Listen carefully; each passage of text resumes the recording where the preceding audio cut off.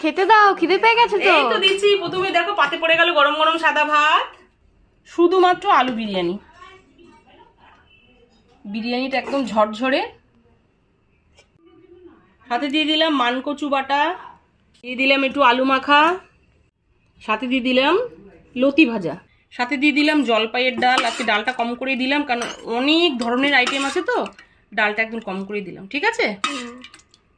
শিম আলু বেগুনের একটা নিরামিষ তরকারি। এই তরকারিটা না খেতে খুব ভালো লাগে। সাথে দিয়ে দিলাম লোটের ঝাল। আজকে লোটের মাছটা না আজকে আলু বেগুন দিয়ে করেছি। অনেক দিন ধরে খেতে ইচ্ছে হচ্ছিল আলু বেগুন দিয়ে, আজকে আলু বেগুন দিয়ে করেছি। দিয়ে দিলাম বিগ সাইজের ভোলা মাছ। আজকে ভোলা মাছটা বেগুন দিয়ে করেছি, ইলিশ মাছের মতো করেছি।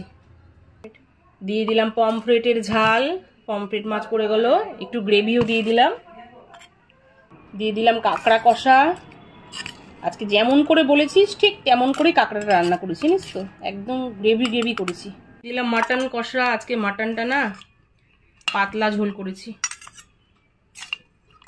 ক পিস দেবো বল?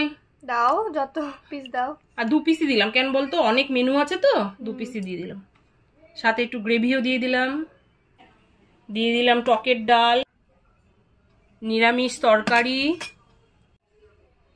দিয়ে দিলাম লোটে মাছের তেল ঝাল, দিলাম ভোলা মাছ, দিলাম পমফ্রেট। পমফ্রেটটা আজকে সর্ষে দিয়ে করেছি। একদম মিডিলে দিয়ে দিলাম কাঁকড়ার ঝাল।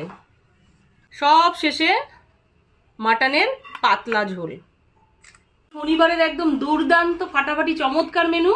নাও একদম থালি পুরো রেডি, তাড়াতাড়ি শুরু করো।